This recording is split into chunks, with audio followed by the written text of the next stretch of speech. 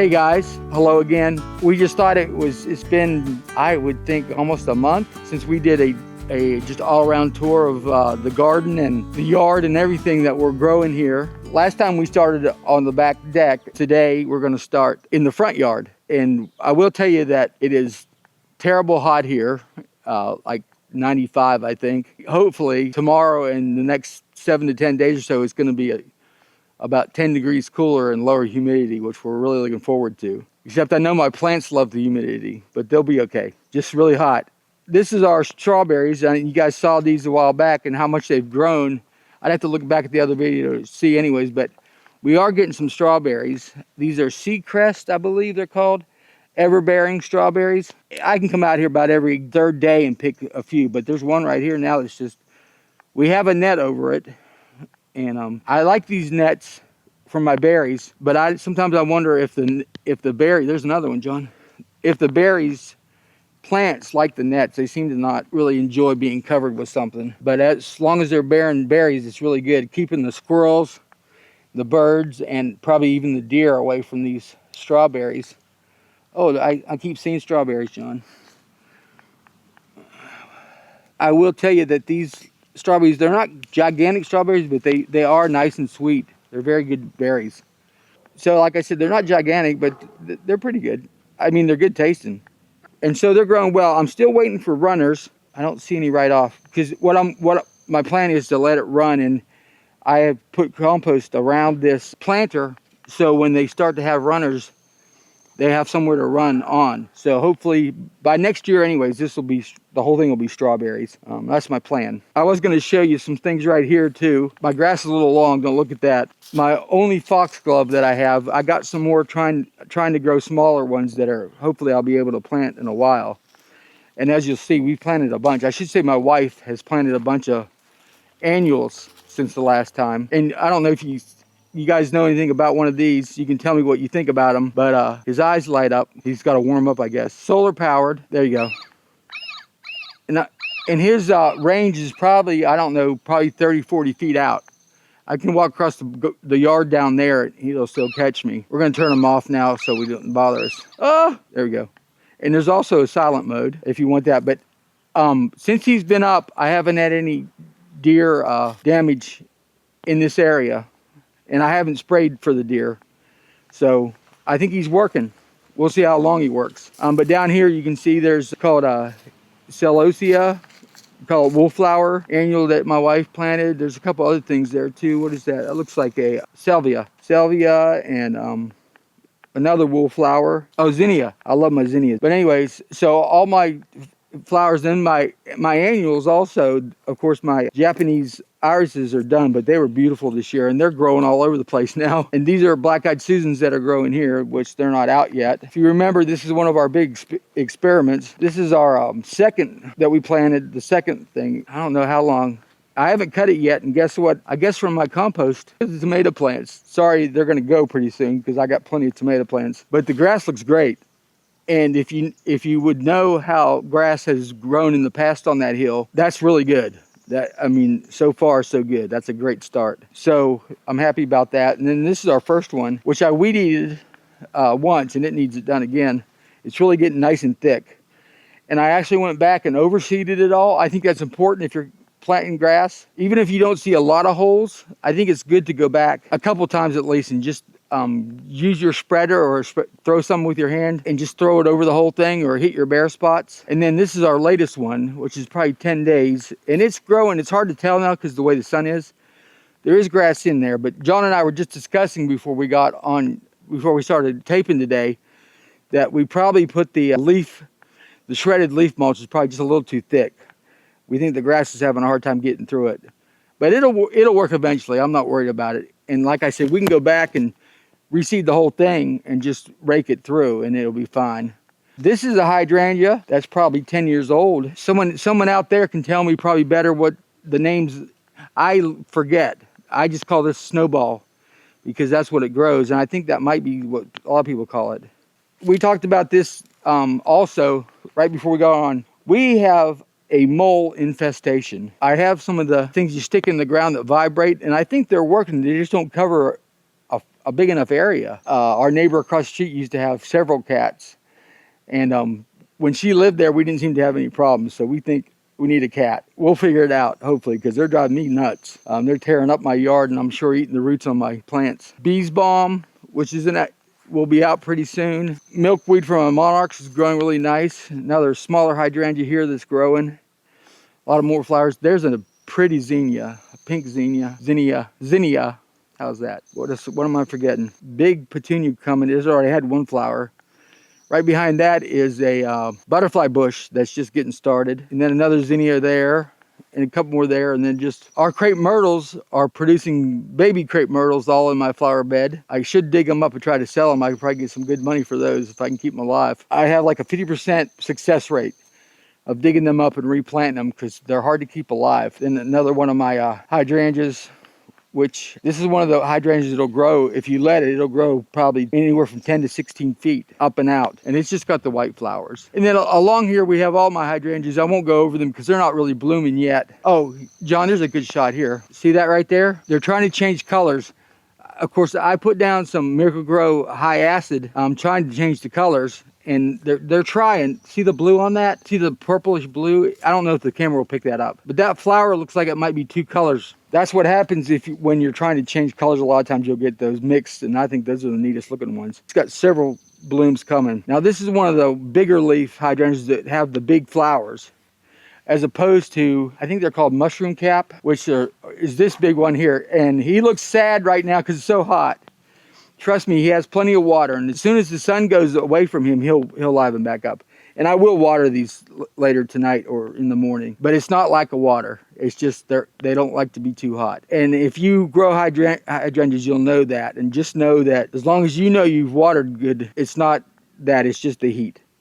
They just get sort of droopy when it's really hot and in the sunlight. And this right here is really big, full flowers when it comes out, and it hasn't put any flowers out yet, but this one is putting them out like crazy. But you see the difference on these.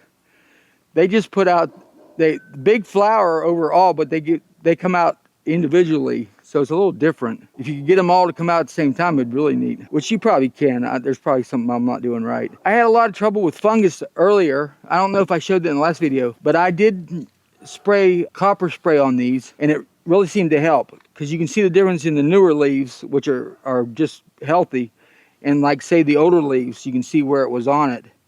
So I think I got rid of it for the most part. And if you grow any kind of plants, you know, sometimes you do everything right and funguses, insects just appear sometimes. But I think they're a lot better shape than they were. Then my big oak leaf, I got actually 2 pieces off that already. I'm trying to propagate for a lady who bought tomatoes off of me, and she loved my oak leaf and asked me if I could do that. So I'm trying, and we'll see how that goes. And then just some more wildflowers here in the corner. And my penguin's gnome, he's keeping watch, making sure the dog doesn't do his business on my little hydrangea there. Oh, another thing that's growing really well, and I should show you the other one bigger than this. These are called everbearing azaleas. And they are growing like crazy. I planted them when they're really small. That oak leaf, it's all these little seed things. It's like, I guess, the pollination stuff. You'd think something was eating on it, but it's the seed. See, you can see that. I don't know if the camera picks that up or not, but the stuff falling off those flowers. It's funny. Reminds me of sawdust. But we'll see if it blooms again. I haven't got them to bloom twice yet. That's what I want. So I just wanted to show you real quick. This was my first pile of compost that we started beginning of the growing season, like early spring. And believe it or not, if you can see the one we're working on now, looked like that. This has been turned one time. Basically, if I wanted to, I could use that right now. And like I said, I wish you could smell.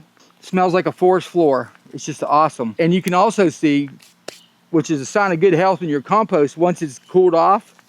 One thing is, you're gonna find a lot of worms, but right here, it's growing fungus on it. I'll show you some more fungus in a minute. So John and I started turning this pile today, and this is all gonna go over in this pile right here, and it'll stay there till I use it. As you can see where it's turned at, I hope the camera does that justice, because that's like, I could probably make money on that easy. It's beautiful, and I'm so happy about it that it worked out so well. The only thing I did at all with this is, instead of just flipping it, I put it into my wagon and break up all the clumps. I'm sort of meticulous about it, probably more than most people want to do with their compost.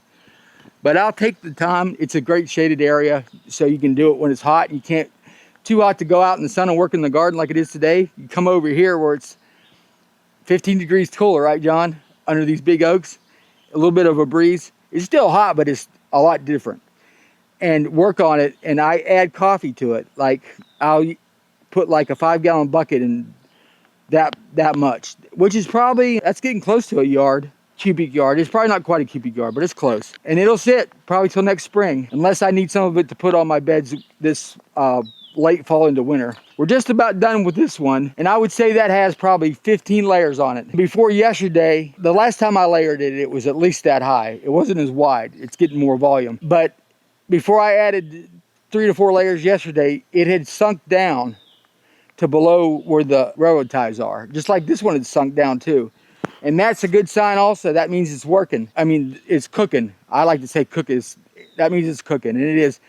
I got my thermometer in there to see what the temperature is on it right now. Oh yeah, 124 degrees. Ideally, we want it about maybe 7 to 10 degrees warmer than that. That kills all the weed seeds, and if there's any kind of pathogens from maybe my kitchen compost, because I compost everything in the kitchen.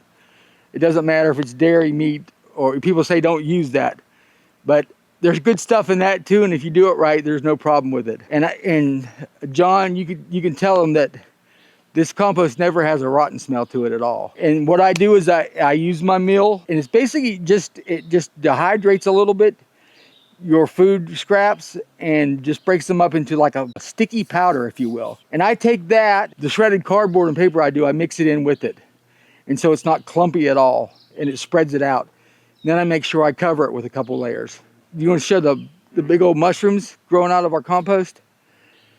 And I have been digging in this, and this is full of worms, which is the worms telling us that we're doing it right. And this is the experiment, John. I planted pumpkin seeds here, and I also got cantaloupe and a watermelon going. I just want to see what they're going to do if they'll grow in my compost pile. I can't wait to see if that works, 'cause I love cantaloupe. And these watermelons are small watermelons, like personal watermelons. Because if I grow the big ones and I actually get one that's good, we never get it all eaten. You know, I have to have a party or something to eat the watermelons because they're too big. So I like the small ones. So this is the far end of the garden. I figured I'd start there and work all the way over onto the deck. We're below the deck now. Uh-oh. Look what I see. Holes. Let's see what we got on here. If I had to guess, I'd say aphids. We'll take care of that. We got plenty of companion plants. In fact, there's a basil right here. But as my zinnias and my other flowers grow, my sunflowers, my ladybug population is growing like crazy. John, what'd you see out here today? Parasitic wasp. And there's other beneficial insects that are drawn by the flowers that will eat those aphids. My sweet potatoes that I grew out of my sweet potatoes that are in my inside little workspace that are still growing, by the way. And so I just take them out, soak them in water for maybe an hour or so, cover them with the microbial fungus root encourager stuff. And right below John, they don't look great right now, but they are starting to grow better. I'm trying to learn how to grow good onions, and we got them. It's the way the sun is, it's hard to tell, but there's some good looking onions in there already, and they're just getting going. And I just told John, we're gonna cheat a little bit and give it some high nitrogen. I was explaining to John earlier, and this is interesting. So when you think vegetables you eat the roots, root vegetables, you think that you want to give them an extra kind of fertilizer if you're gonna fertilize that's like for root health. You would think that you'd want the phosphorus and the potassium to be the high ones, but you can't think that way with onions, because actually onions, the leaves are what makes think about your leaf starting underground, and that's what makes the layers on an onion. So the more leaves you have, the bigger your onion is going to be, your bulb's going to be when it comes time to harvest. So what do leaves like? What do you feed green grass and leaves? Nitrogen. So you need high nitrogen, whatever you're going to put, if you put it on them, if you want to. But they love a lot of nitrogen. A good idea would be, and I might try this, is to plant a crop of onions behind a crop of, like say, string beans or peas. And I might put bush beans here next year, early in the spring, and then plant my onions behind them. I think we're going to come back also and put some corn interdispersed. We're not going to go in the rows. We're just going to stick it here and there. and see how that does. See if we can get some sweet corn. My raspberry bush I'm sort of worried about, but we'll see how it goes. It's not doing really well, but it's growing, but it doesn't look good now. It's all curled up. It might just be hot. And these are my pole beans. Look at this. Daggone it. Leave my tomato alone, dude. I'm trying to get it off so I can train it. There we go. So most of these have done it on their own, but if they're trying to go toward my squash, which you see my zucchini squash, there's 3 different kinds there. And then also my yellow squash are right here, smaller. I planted them later. But I have to come about every day and make sure that my pole beans are behaving. They like to put their little feelers all over. But look at this. I see an evil thing right there. You know what that is? That is the hated Japanese beetle. And you see what he's done to that leaf. So we have to keep an eye on that. I don't see a lot of problems. Oh, daggone. Where'd he go? But when you have healthy plants, you don't worry about a little bit of insect damage. Now, if an insect's taken over, which I call infestation, which Japanese beetles are one of the ones that it's easy to get. Boy, they tear up my roses sometimes. And also aphids. If you see a lot of damage, then you need to probably do something like neem oil, or in the rare extreme cases, if I think I'm going to lose the plants, I will 7 dust one time and very carefully, trying to stay off the blooms and just hit the leaves here and there, because I don't want to kill any of my pollinators, my bees I love. So anyways, this is what I wanted to happen, and it's all the way to the top and starting to come down the other side now. These are just starting to blossom too, so it'll be another week or so before I'm getting beans. And then behind us is just more tomatoes growing on the other side. I got all these clipped to my thing. That's my tomato clips are great for that. And I also been trimming the lower leaves. As they grow, I take the lower leaves off. I'll show you that in my beds a little bit better where it's easier to see. But I'm all about pruning my tomatoes. This might be a brandy boy tomato right there, just starting. One of the things I like to do on my early tomatoes is check the bottoms, and it's looking pretty good. Why am I checking the bottoms? Say it out there, everybody. The dreaded bottom rot. And your early tomatoes, a lot of times, are the ones, in my experience, are the ones that you'll see it on more than any of them. If your plant's healthy, you might throw a few of those first tomatoes like that. And I usually wait until I see a few more before I'll put some lime down. Because sometimes it's not a calcium deficiency in your soil. It's just that it hasn't been eaten up and made into something that they can use by the microbes. But my microbes should be good in all this. And there's a bunch of worms too. So I'm looking forward not to having a lot of root rot this year. We'll see. And if you haven't guessed yet, what's my favorite thing to grow in the garden? Tomatoes everywhere. My blackberry bush, we've already got, I don't know, maybe 1/4 pound. But I got some dead stuff going on here, and I'm not sure what's going on. I have to figure that out. We did put a netting over this too. Like I said, I like to net my berries. And I'm not sure if my blackberry bush really likes the net. But if I didn't have it on, I wouldn't get any berries on it. So maybe someone out there can tell me a better idea or a better way to do these nets. Overall, the plant looks good. And boy, this is a hard time to show things on camera because the heat is just making everything look a lot less healthier than it is. This is a great, healthy plant, and it's just loaded with blackberries growing on it. They're everywhere, and they're very good. I've had a few. I'm waiting for my zucchini to start blossoming. They haven't quite got there yet. But any day now, because once they start blossoming, then we can have zucchini really quick. I see some blossoms coming. That looks like a male blossom. The male blossoms are the ones that don't have any fruit at the bottom of them. And they usually come out first. There you go. There's another runner trying to attack my zucchini. And this, I'm gonna laugh at myself. I think these are beans. Whatever they are, they're pods. I can't remember, and I forgot to put a stake in it. I think they might be peas. They look like peas, but the pods are coming in. Look at the blossoms. And I'm actually trying to grow my cucumbers already in here. They're getting lost. I'm hoping they get long enough pretty soon so I can start training them up here.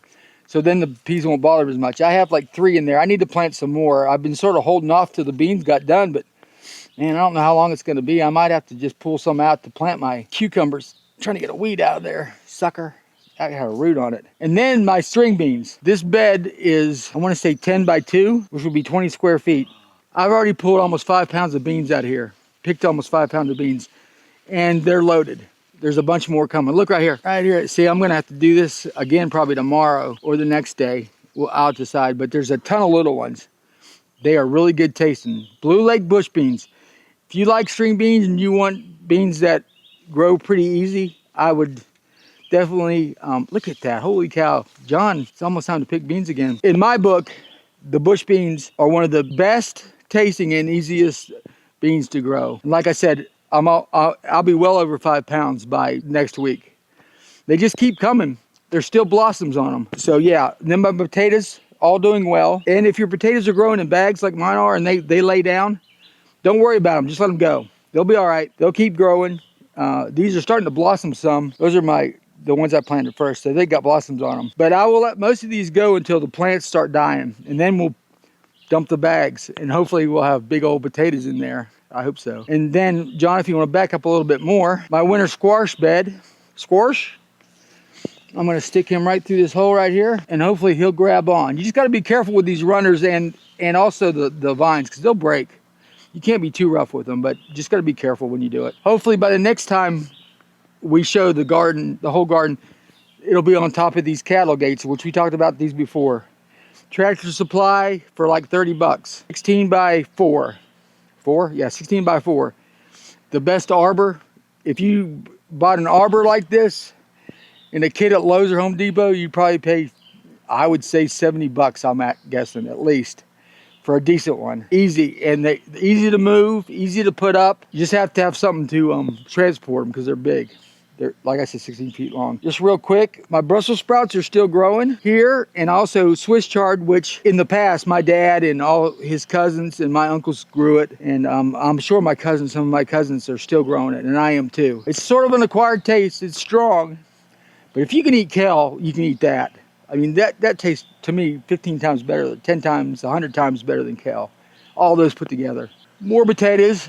Check out that basil plant. Now, when you have your basil, if you see this right here, you want to pluck those off or cut them off. I usually just pull them off because you don't want them to flower. If they start to, oh man, can you smell it, John? Man, that smells good. This is just sweet Italian basil is the name of it. But yeah, you don't want them to flower. Take your flowers off. Cut. We magically jumped onto to our back deck here. I was just turning my strawberries, looking pretty healthy, other than they're hot right now. These things are doing really well, but if I had to do it again, just so if you're thinking about this, I didn't spend the extra money and get the ones that are really nice, the 7-tiered ones that are deeper. Probably 2-3 more inches deeper, I think would make a big difference, because these do have to be watered a lot because my plants are just sucking the water out of them. I did want to show this. This is what I'm waiting for out front that I don't have yet. That's what you call a runner. So if this had a place to go, and I could actually do that if I found a, like here, anyways, I could put that where the dirt's at and it'll plant. That's a crown right there growing, a new crown. Like you would get if you bought crowns and they came in the mail, you'd plant that, just like that. Over here, these are the onions John and I were discussing earlier. The onion tops here don't look that great. I don't understand what the difference is, but the bulbs of these onions are actually looking pretty decent. And so we'll let them grow and see what happens. Hopefully they'll take off. But as far as the bulb part, they look good. And the carrots, should we pull one, sure. John? Go ahead. So the carrots are growing very nicely. And if you remember, you guys have watched up my videos, we showed you how we planted the Brussels sprout in here. That will probably take off more as I pull carrots, but it's getting a good root base now. But let me just show you what these carrots look like. I'm sacrificing one, but it's eatable. There we go. That's actually 2 right there. Sort of ugly, but you can see how big that carrot's gonna get. Pretty carrots. That's actually because 2 carrots, I didn't thin them out properly there. So that's basically 2 carrots that grew together. I got so much lettuce, I don't know what to do with. I keep trying to give it away to my neighbors, and my wife's been taking it to work and giving it to my family, whoever will take it. And then thyme up here, my thyme's starting to grow a little bit. Once that gets big, it'll last a long time. Oh, pun.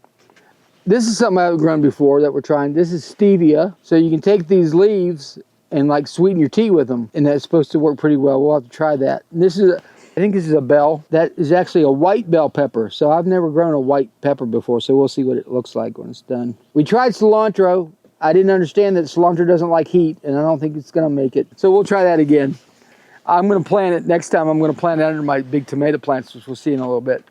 We usually don't get this far on our romaine, but see the romaine actually sort of heading out. And I found that if I harvest this and cut the whole head like this, it stays not a lot fresher after you cut it. I need to take some dead leaves off of there. So it's actually getting heads on it, which is pretty cool. My garlic still looks okay. We're hoping it'll last a lot longer. It looks like it's starting to want a neck break, and it's okay yet. I planted that way too late, and I'll probably replant it in the fall so it can go through the winter. But I need to plant it. If I do, I need to plant it, make sure it doesn't freeze. My buncheon onions are the start of their second year, and you can see they're starting to flower out again. I cut this back one time, and they're coming back. More carrots growing.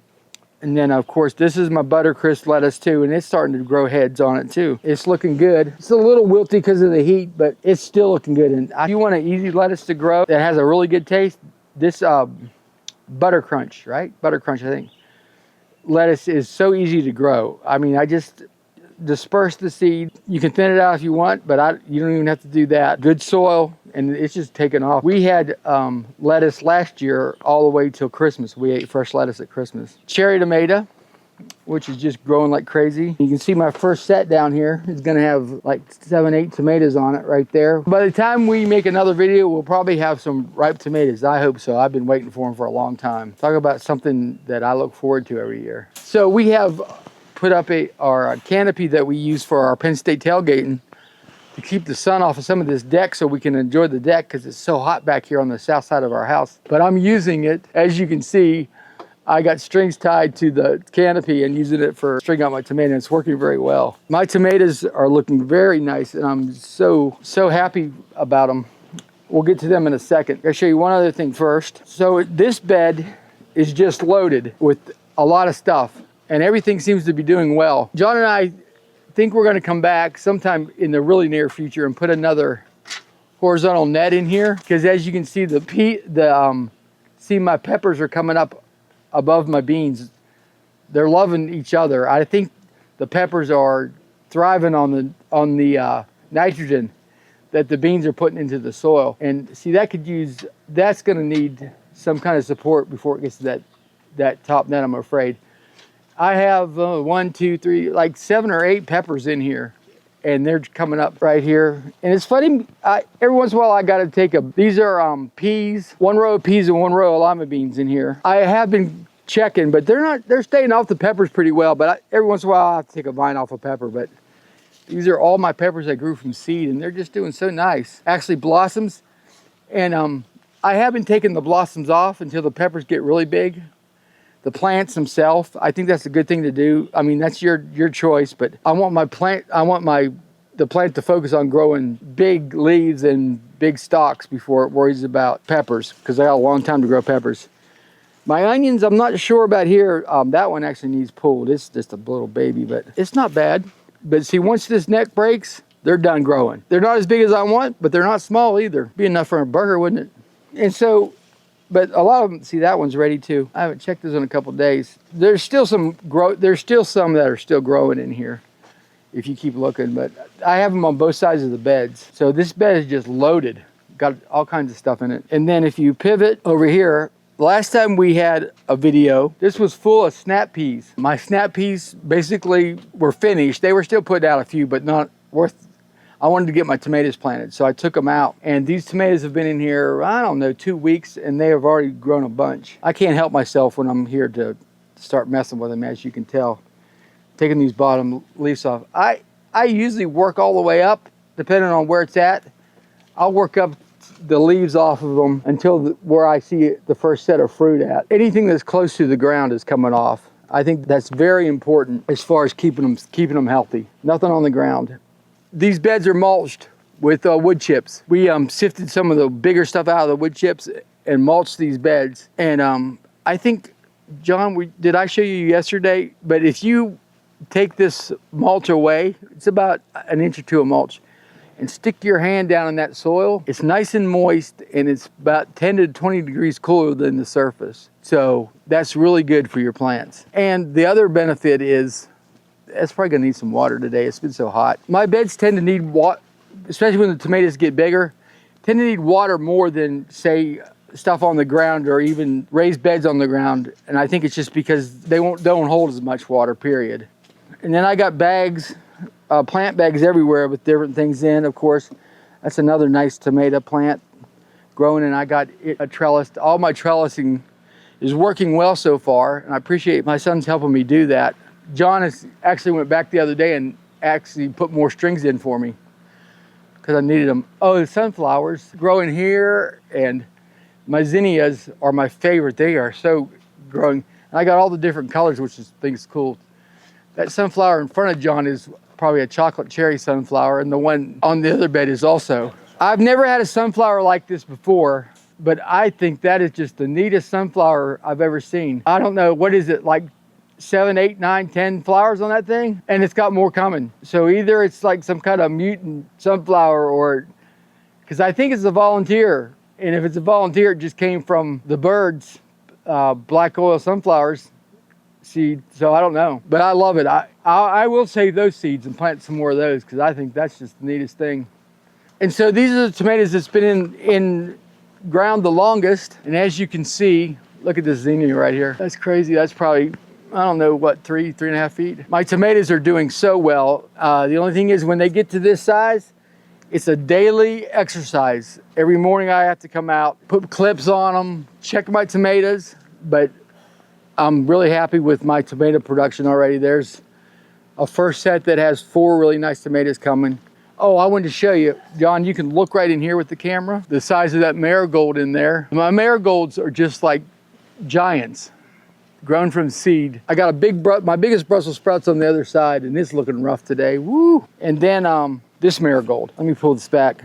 So this marigold is probably 2.5 feet tall and just growing all over the place. It's really cool. My good insects are loving all my flowers, and so that's good. And that's basically all of it. So much, I'm sure I'm leaving some plants out, but that's basically most of it. See, I can't even go by them and doing this, and there's stuff I see that I want to fix or not fix, trying to make decisions. But anyways, basil, tons of basil. My tomatoes love basil, and basil love tomato. And also got some dill growing here and there, and that's gonna be for my cucumbers when I get them. So that's basically it for now. Please, if you have any questions or if you have any advice, give it to me. Most of my information is not like groundbreaking new kind of information, but it's just reminding people of what works best. And I think your soil is first, remember that. These plants would not be possible without good soil, composted, and the minerals that I've added, I'm sure. Make your plants happy, feed them well.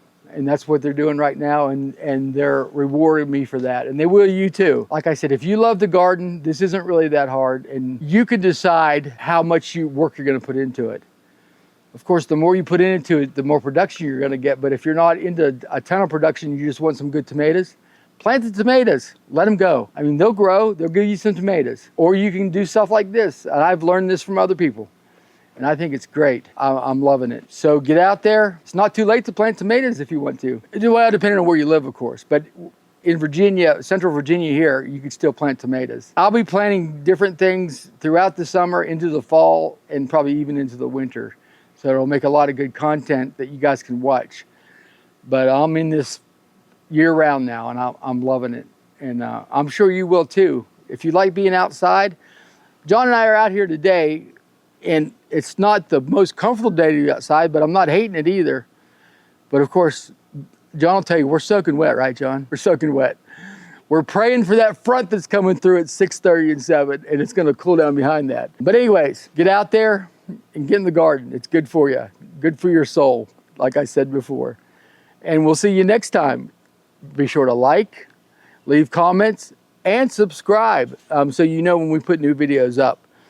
And I hope you can see as we're doing these videos that I'm getting better on my end, and I'm sure John will tell you that he's learning and getting better on the editing end. And I appreciate him doing all that, because if it wasn't for that, I wouldn't do this, because that would just drive me nuts. So I'm glad I have him to do that. So anyways, have a good day. We'll see you next time.